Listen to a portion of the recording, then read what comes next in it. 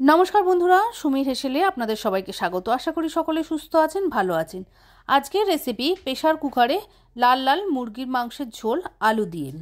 প্রতি রবিবারই এই দৃশ্য আমাদের সবার বাড়িতেই, কারোর বাড়িতে মাটন, কারোর বাড়িতে চিকেন।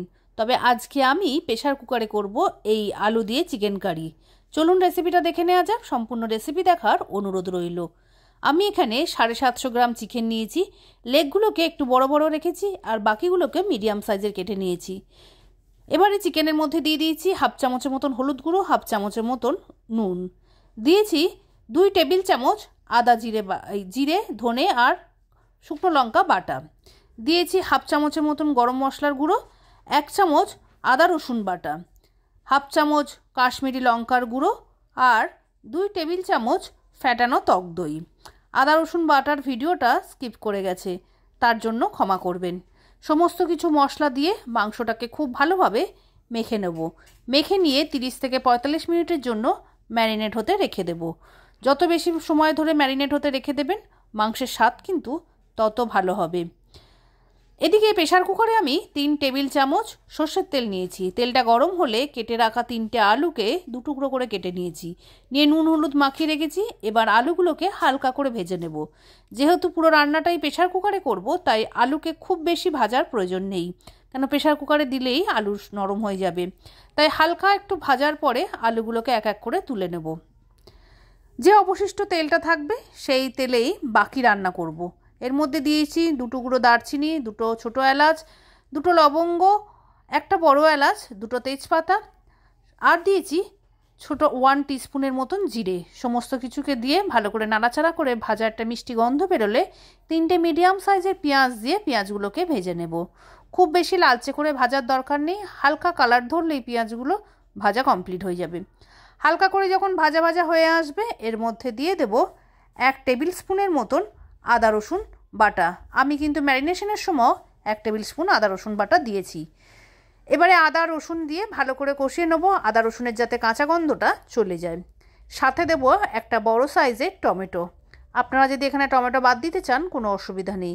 দিয়েছি 3টে কাঁচা লঙ্কা, ঝালটা কিন্তু আপনারা স্বাদ অনুযায়ী দেবেন।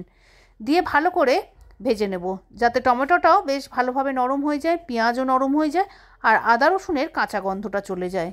খুব ভালোভাবে যখন ভাজা ভাজা হয়ে আসবে, এর মধ্যে দিয়ে দেবো স্বাদ মতো নুন। ম্যারিনেশনের সময় আমি কিন্তু নুন দিয়েছি। দিলাম হাফ চামচের মতন হলুদ গুঁড়ো, 1 চামচ কাশ্মীরি লঙ্কার গুঁড়ো। তেলের মধ্যে কিন্তু কাশ্মীরি লঙ্কার গুঁড়ো দিলে তার রং হয় অপূর্ব। সমস্ত কিছু দিয়ে মশলাটাকে খুব ভালোভাবে কষিয়ে নেব। মশলা যদি প্রেসার কুকারের গায়ে লেগে আসে, তাহলে 1 চামচ করে করে গরম জল দিয়ে মশলাটাকে কষাবেন। দিয়ে দেবো ম্যারিনেট করা মাংস। ম্যারিনেট করা মাংস দিয়ে 7 থেকে 8 মিনিট ধরে ভালো করে মাংসটাকে কষিয়ে নিতে হবে। চেষ্টা করবেন প্রেসার কুকারটাকে একটু বড় নেওয়ার, যাতে মাংসটা নাড়াচাড়া করতে সুবিধা হয়। আমার ক্ষেত্রে প্রেসার কুকারটা একটু ছোট হয়ে গেছে, একটু মাংসটা নাড়াচাড়া করতে অসুবিধা হচ্ছিল।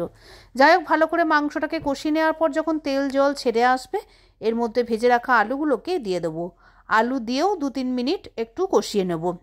ভালো করে যখন কষা কষা হয়ে আসবে, তখন এর মধ্যে দিয়ে দেব 1.5 কাপের মতন গরম জল। আপনারা ঝোলটা আপনাদের প্রয়োজন অনুযায়ী দেবেন, ঝোলটা যেরকম রাখবেন সেই অনুযায়ী জল দেবেন।